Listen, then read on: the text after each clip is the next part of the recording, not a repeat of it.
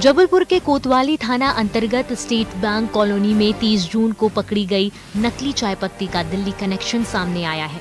कोतवाली थाना पुलिस ने नकली चाय पत्ती बनाकर बेचने वाले व्यापारी की छानबीन के दौरान बड़ा खुलासा किया है। पुलिस के मुताबिक आरोपी प्रकाश चांदवानी न सिर्फ इस जबलपुर बल्कि दिल्ली में भी अपने भाई के साथ मिलकर नकली सामान और एक्सपायरी डेट के सामान की डेट बदलकर सामान बेच रहा था।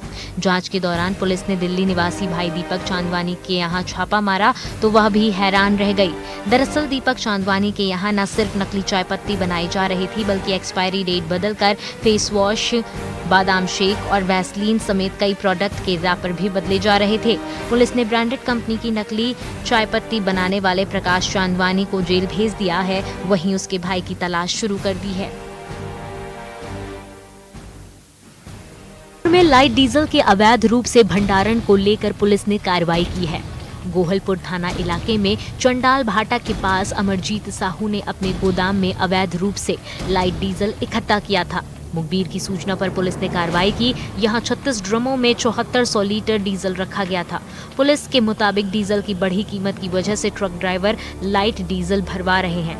डीजल फिलहाल 100 रुपए जबकि लाइट डीजल 60 रुपए प्रति लीटर मिल रहा है। पुलिस ने गोदाम को सील कर दिया है, वहीं अमरजीत और एक ट्रक ड्राइवर को हिरासत में लिया है।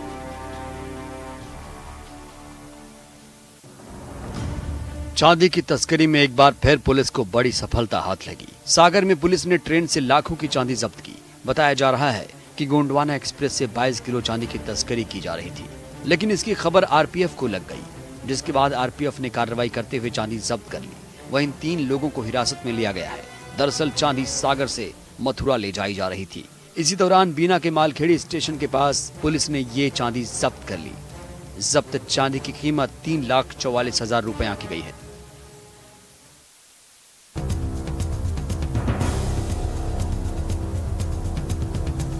प्रशासन के आदेश के बावजूद उज्जैन के घाटों में लोगों की भीड़ उमड़ी।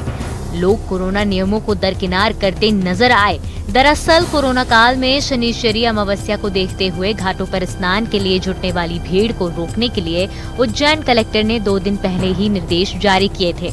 शिप्रा नदी के त्रिवेणी और रामघाट पर स्नान को प्रतिबंधित कर दिया गया था। इसके लिए पुलिस का पहरा और बैरिकेड्स लगाए गए थे। इसके बावजूद दोनों ही घाटों पर स्नान के लिए भीड़ देखी गई और लोगों ने कोरोना निर्देशों को दरकिनार कर स्नान किया। बाद में तैनात पुलिस ने सभी को वहां से हटाया। कोरोना की 2 लहरों को झेल चुके लोग अभी भी पूरी तरह कोरोना के खतरे से उबर नहीं पाए हैं। अब बात तीसरी लहर की हो रही है, लेकिन छत्तीसगढ़ की राजधानी रायपुर के बाजार और भीड़ भरे इलाकों में लोगों ने मास्क से ही दूरी बना ली है। लॉकडाउन में मिली रियायत के बाद राजधानी की पूरी मार्केट खुल गई है, लेकिन लापरवाही अब और ज्यादा बढ़ गई है। अफसोस की बात यह है कि अब नगर निगम और स्वास्थ्य विभाग की टीम भी बाजारों का दौरा नहीं करती और लोग बेखौफ बिना मास्क के घूमते रहते हैं। इतना ही नहीं, व्यापारी भी अब मास्क पहनना भूल गए हैं। वही सवाल उठाने पर तरह तरह की दलीलें भी दे रहे हैं।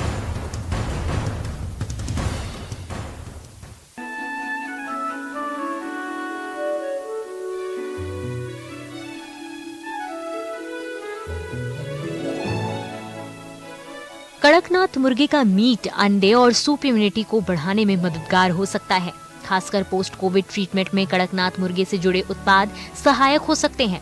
इसे लेकर झाबुआ कृषि विज्ञान केंद्र ने आईसीएमआर को खत लिखा है। खत में कड़कनाथ और इससे जुड़े उत्पादों में प्रचुर मात्रा में आयरन, जिंक, विटामिन सी के होने का हवाला दिया गया है।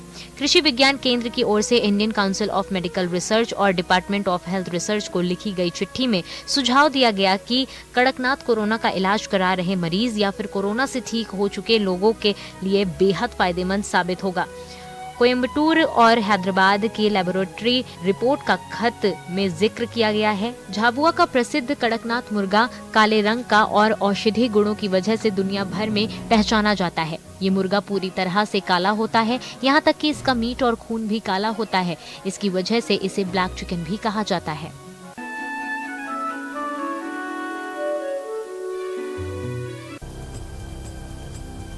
छत्तीसगढ़ की राजधानी रायपुर के नवा रायपुर में एक बड़ा मामला सामने आया। नवा रायपुर में मंत्रालय से करीब 5 किलोमीटर दूर अवैध रूप से बाल गृह चलाया जा रहा था। इसमें अवैध रूप से 29 बच्चों को रखा गया था। महिला एवं बाल विकास की टीम ने छापा मारकर 19 बच्चों को छुड़ाया। भिलाई की एक स्वयंसेवी संस्था लाइफ शो फाउंडेशन इस बाल गृह को बिना शासन की अनुमति से चला रही मानव तस्करी की आशंका भी व्यक्त कर रहा है। सभी बच्चे मंडला और आसपास के हैं। लड़कों को बाल गृह में और लड़कियों को बालिका गृह में रखा गया है। बताया जा रहा है कि ये बच्चे पॉम्पलेट बांटकर चंदा भी मांग रहे थे।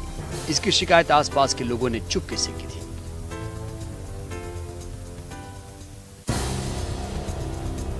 महासमुंद से चाकूबाजी का एक मामला सामने आया। श्री राम नगर कॉलोनी में 3 बाइक सवार युवकों ने एक युवक को चाकू मार दिया।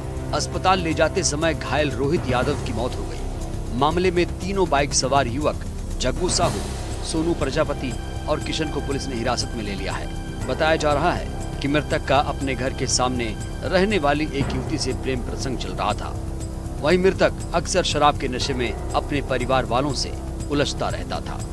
बीती रात भी मृतक का कॉलोनी के युवकों के साथ कुछ विवाद हो गया था, जिसके बाद कॉलोनी के युवकों ने उसे मौत के घाट उतार दिया। वहीं बताया जा रहा है कि चाकूबाजी के बाद सदमे में मृतक की प्रेमिका ने भी 2 मंजिला मकान से छलांग लगा दी, जिसके बाद युवती का पैर फ्रैक्चर हो गया। उसे निजी अस्पताल में भर्ती कराया गया है। रतलाम के सावलिया रुंडी के रहने वाले 3 आदिवासी किसानों की किस्मत अचानक बदल गई। ये लोग करोड़ों की जमीन के मालिक बन गए। दरअसल आदिवासी मंगला थावरा और नानूराम भावर के पिता से साल 1961 में कुछ लोगों ने 16 बीघा जमीन हथिया ली थी। थावरा और उसके भाइयों ने जमीन वापस लेने की काफी कोशिश की, लेकिन सफलता नहीं मिली। गुजर बसर करने के लिए ये लोग मजदूरी करने लगे। हालांकि 1987 में तत्कालीन एसडीएम ने आदेश पारित कर सन 1961 के विक्रय पत्र को शून्य घोषित कर दिया और भूमि का कब्जा इन आदिवासी भाइयों को दिए जाने का आदेश दिया। लेकिन इन आदिवासी भाइयों का नाम ना तो राजस्व रिकॉर्ड में दर्ज हुआ और ना ही प्रशासन ने कब्जा दिलवाया। समय समय पर जमीन बिकती भी गई। कुछ दिनों पहले थावर ने कलेक्ट्रेट पहुंचकर कलेक्टर से गुजर बसर के लिए आर्थिक सहायता की मांग की। कलेक्टर को जब पूरी कहानी पता चली तो वो हैरान रह गए। लिहाजा कलेक्टर के आदेश के बाद आदिवासी परिवार को जमीन पर कब्जा दिलवाया गया। 60 साल बाद जमीन वापस मिलने से किसान खुश हैं।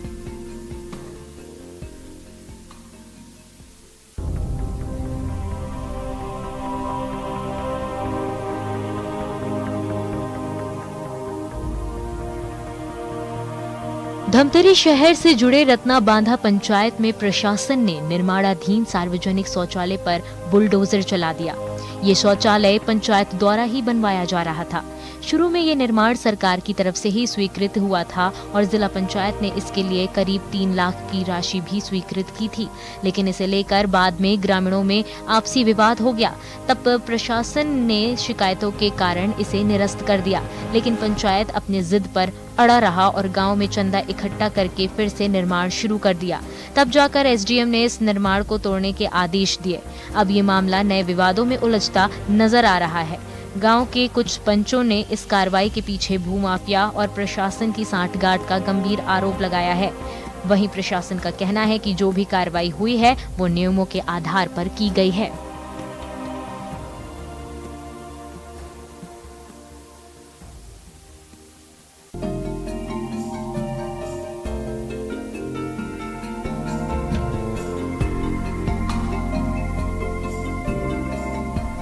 धमतरी पुलिस ने लंबे अरसे के बाद जनरल परेड फिर से शुरू कर दिया है। कोविड के चलते ये कई महीनों से बंद रखा गया था। एसपी ने पुलिस लाइन में जनरल परेड कराई, जिसमें धमतरी और कुरुद सब डिवीजन के स्टाफ शामिल हुए। परेड में पुलिस अधीक्षक ने जवानों के यूनिफॉर्म और टर्नआउट तक की जांच की।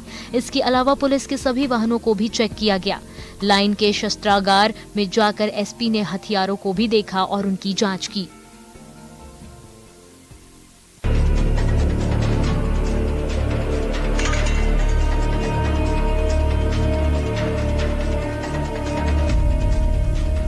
गरियाबंद में पुलिस ने अंतर्राज्यीय खाल तस्करों का पर्दाफाश किया है। पुलिस ने 4 तेंदुए और 1 शेर की खाल बरामद की है।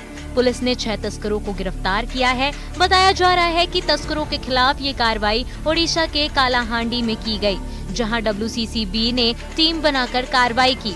वन विभाग सहित पुलिस ने भी इस मामले को गंभीरता से लिया है। फिलहाल मामले में अभी जांच चल रही है। दरअसल छत्तीसगढ़ में ऐसे मामले लगातार सामने आ रहे हैं।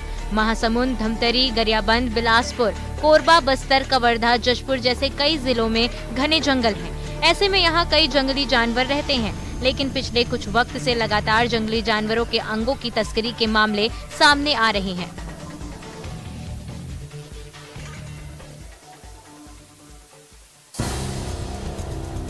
जबलपुर में मासूम बच्चों के निवाले की कालाबाजारी कर उसे डेयरी में बेचने वाले मामले में चौंकाने वाला खुलासा हुआ है।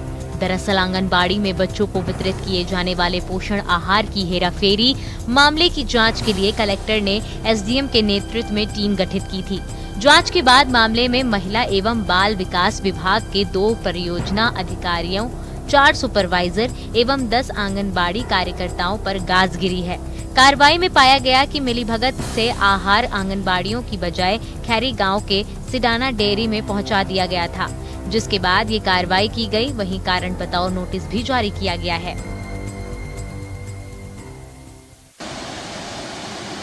किकरकुंड फॉल्स, जिसका नाम सुनते ही प्राकृतिक सौंदर्यता से भरपूर पहाड़ी का दृश्य आंखों के सामने दौड़ जाता है, लेकिन प्रशासन की उपेक्षा के कारण ये ऐतिहासिक धरोहर अपनी पहचान खोते नजर आ रहा है।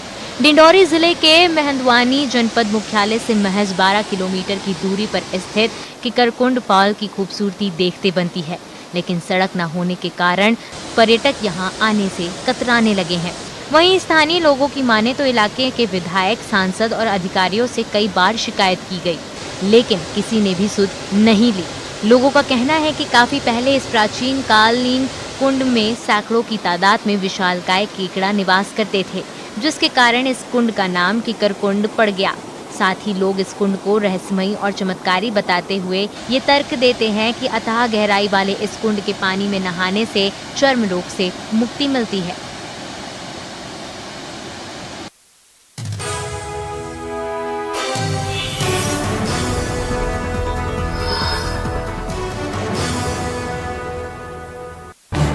इस न्यूज हेडलाइंस के प्रायोजक पेट सफा आयुर्वेदिक चूर्ण, पेट सफा हर रोग दफा।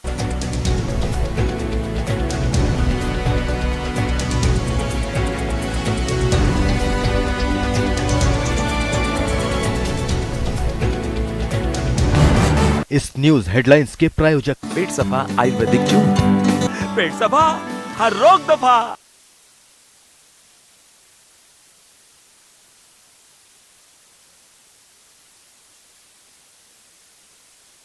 में मिले 3 शव, सिरोल पहाड़ी पर कार में मिली लाश, थाटीपुर में नाले में मिला युवक का शव, मामले में की जांच में जुटी पुलिस। ग्वालियर में आर्थिक अपराध शाखा ने पीडब्ल्यूडी के एसडीओ रविंद्र सिंह कुशवाहा के घर मारा छापा। आय से अधिक संपत्ति की मिली थी शिकायत, करीब 20 करोड़ रुपए की संपत्ति का ब्यौरा मिला। इंदौर के महू में कल हुए ब्लास्ट का लाइव सीसीटीवी फुटेज आया सामने। गैस रिसाव के चलते हुआ था ब्लास्ट। 2 साल की मासूम सहित 5 लोग हुए थे घायल। अफसरों को पहले बम ब्लास्ट की थी शंका, बाद में दिखे सरेंडर के परखच्चे। मंदसौर में पानी की पाइपलाइन टूटी, कई फीट ऊंची पानी की बौछार, पानी की सप्लाई हुई प्रभावित। सूरजपुर के पचीरा में अवैध रेत भंडारण की जांच करने गए खनिज अधिकारी पर हमला, सरकारी गाड़ी में तोड़फोड़, 4 आरोपी गिरफ्तार। मुंगेली नक्सल प्रभावित जिला घोषित, केंद्रीय गृह मंत्रालय के आदेश के बाद सिक्योरिटी रिलेटेड एक्सपेंडिचर जिले में किया जाएगा शामिल। अब पुलिसकर्मियों की सेवा नक्सल प्रभावित थानों में ड्यूटी के रूप में दर्ज की जाएगी। कांकेर के धुर नक्सल प्रभावित कोयलीबेड़ा इलाके में जन चौपाल का आयोजन, स्थानीय विधायक के साथ कलेक्टर और एसपी रहे मौजूद। लोगों की समस्याओं का मौके पर किया गया निराकरण। सरगुजा में 14 साल की नाबालिग बनी मां, नानी ने बच्चे को बेचा। मां की शिकायत पर खरीदार और नानी दोनों गिरफ्तार। नाबालिग से रेप के आरोपी पर भी एफआईआर। बालोद में यूथ कांग्रेस का जिला स्तरीय कार्यकर्ता सम्मेलन का आयोजन, नए पदाधिकारियों को दिलाई गई शपथ। मिशन 2023-24 की दी गई जिम्मेदारी। कार्यक्रम में यूथ कांग्रेस के प्रदेश प्रभारी और अध्यक्ष रहे मौजूद। ओलंपिक में इंडिया का जोश बढ़ाएगा छत्तीसगढ़, खेल विभाग की खास पहल। राजधानी रायपुर में बनाए गए जगह जगह सेल्फी जोन। कोरबा के नहर में नहाते समय मिला बच्ची का शव, 24 घंटे तक चले तलाशी अभियान में नगर सेना के गोताखोर ने निकाली डेड बॉडी। धमतरी पुलिस ने अवैध शराब के कारोबार पर कसा शिकंजा। शराब बेचने के आरोप में 4 ढाबों के मैनेजर और कर्मचारी गिरफ्तार। 234 बोतल देसी और अंग्रेजी शराब जब्त।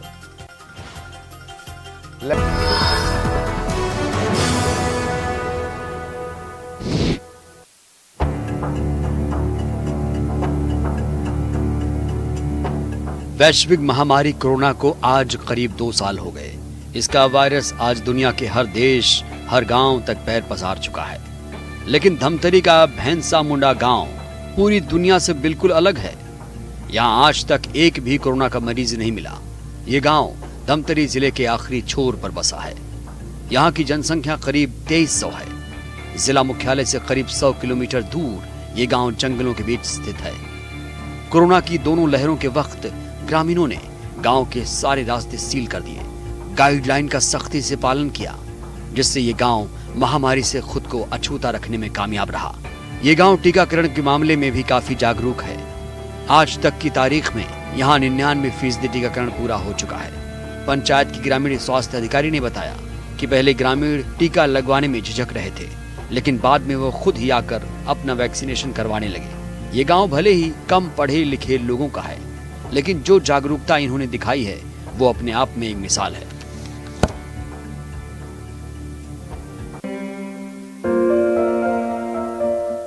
रायसेन जिले के गौहरगंज तहसील क्षेत्र में एक ऐसा गांव जहां 50 वर्षों से 5 परिवार रह रहा है। 5 परिवारों में 25 लोगों की संख्या होने के चलते ये गांव मध्य प्रदेश का जनसंख्या की दृष्टि से सबसे छोटे गांव में से एक माना जाता है। पेड़ों की हरियाली और प्राकृतिक हवा के बीच रहकर लोगों ने अपना लंबा जीवन व्यतीत कर दिया। लेकिन इन 50 सालों में परिवार बढ़े ही नहीं। गांव का नाम लंका है, जो नदियों के बीच बसा है। गांव के लोगों ने अपने आसपास के क्षेत्र में तकरीबन 1000 पेड़ों की श्रृंखला बनाकर रखी है। राजधानी भोपाल की सड़कों की एक तस्वीर सोशल मीडिया पर वायरल हो रही है, जिसमें एक युवक से कुछ लोग मारपीट करते नजर आ रहे हैं। आसपास वर्दी में पुलिस भी खड़ी है। मारपीट का आरोप भी पुलिस वालों पर ही लगा है। बताया जा रहा है कि मारपीट करने वाले खुद को क्राइम ब्रांच के अधिकारी बता रहे थे। सड़क पर युवक से मारपीट की तस्वीर अब वायरल हो गई है और ये मामला टीटी नगर के अटल पथ का बताया जा रहा है।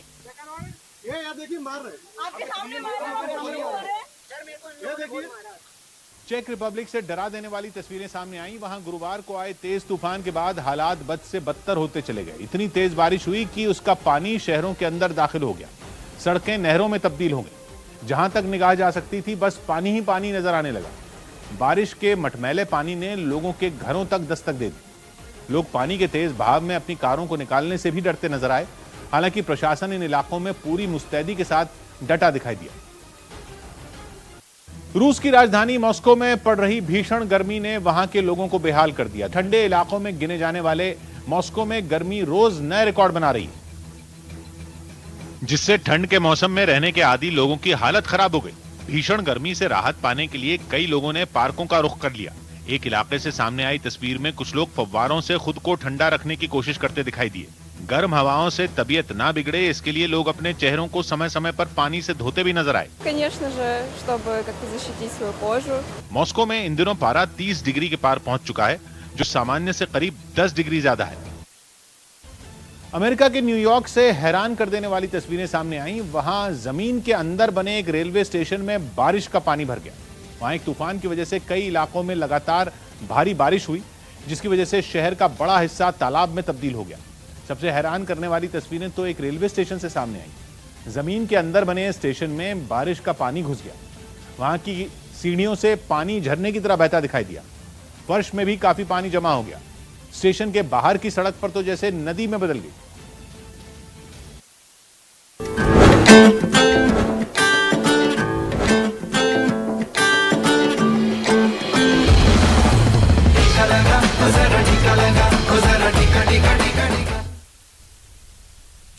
कोविड-19 महामारी ने परस्पर निर्भरता की भावना को सुदृढ़ किया, जिससे पूरा देश इस विपत्ति में एकजुट होकर मुकाबला कर रहा है।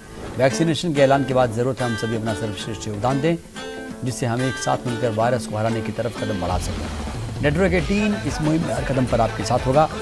जब तक सभी सुरक्षित नहीं होते तब तक कोई सुरक्षित नहीं होगा। इसी सोच के आधार पर हमारे कैंपेन संजीवनी का लक्ष्य सुनिश्चित करना है कि वैक्सीन पाना सभी भारतीयों का अधिकार है।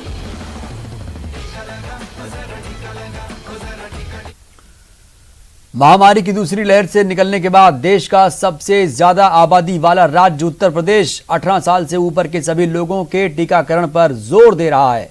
नेटवर्क 18 और फेडरल बैंक की मुहिम संजीवनी खुराक जिंदगी के तहत टीकाकरण को लेकर लोगों को जागरूक किया जा रहा है। आइए देखते हैं प्रांशु मिश्रा की यह खास रिपोर्ट।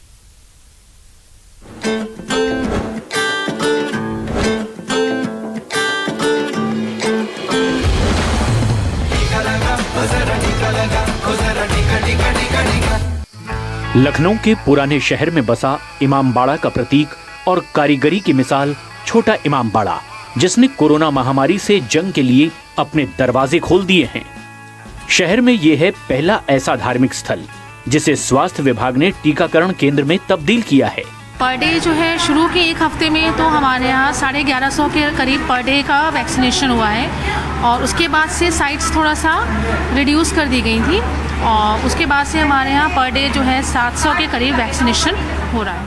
कई हफ्तों के लॉकडाउन के बाद निशत परवीन अपने घर से बाहर निकली हैं और जानलेवा वायरस से बचाव के लिए खुद टीका लगवाया। ये निशत परवीन का उन लोगों को जवाब है जो बिना तर्क के टीकाकरण का विरोध करते आए हैं। अभी मेरे आस पड़ोस में तो कोई नहीं लगवाया है, सिर्फ हमारे बच्चे अभी लगवाए हैं और उसके बाद हमने लगवाया है। आप क्या अपील करेंगी खास करके महिलाओं से जो लोग घरों में हैं? कि हम लोग तो यही कहेंगे कि लगवा लीजिए, बेहतर है ये। कोरोना के खिलाफ टीकाकरण की बात की जाए तो मुस्लिम समुदाय की महिलाएं टीकाकरण के लिए बढ़ चढ़कर आगे आ रही हैं। थोड़ा सा मुस्लिमों में था, मुस्लिम थोड़ा कम निकलते थे, लेकिन अब मुस्लिम भी काफी निकल रहे हैं। जो लोगों में थोड़ा भ्रम था, लोगों ने पड़ोसों ने फैलाया हुआ था, अब सब खत्म हो रहा है धीरे धीरे। अब कोई दिक्कत नहीं है, लोग आ रहे हैं। देश की युवा शक्ति यानी नौजवान भी इस वैक्सीनेशन कैंप पर पहुंचकर टीका लगवा रहे हैं। अभी तक जो पूरी दुनिया में देखा जा रहा है कि मतलब एक वैक्सीन ही ऐसी दवा है जो कोरोना से बचा सकती है, तो मेरे लोगों से यही अपील रहेगी कि सब लोग वैक्सीन लगवाएं जल्दी से जल्दी ही। मेरे परिवार में सबने लगवा ली है, बस हम ही सबसे छोटे थे अभी मेरा 18 से ऊपर प्लस में अभी मेरा हुआ है तो हमने लगवा लिया। उत्तर प्रदेश में अब तक 2 करोड़ से भी ज्यादा लोगों का टीकाकरण हो चुका है।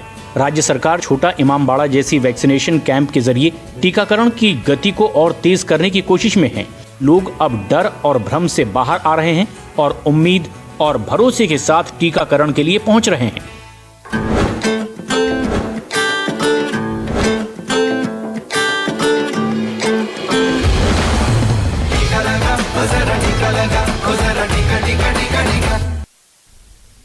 तो नेटवर्क 18 ने सुनिश्चित करना चाहता है कि हर भारतीय को कोविड-19 टीकाकरण मिले। टीकाकरण जागरूकता बढ़ाने के लिए नेटवर्क 18 और फेडरल बैंक की पहल संजीवनी शॉट ऑफ लाइफ को सपोर्ट करें। Health expert Apollo 24/7।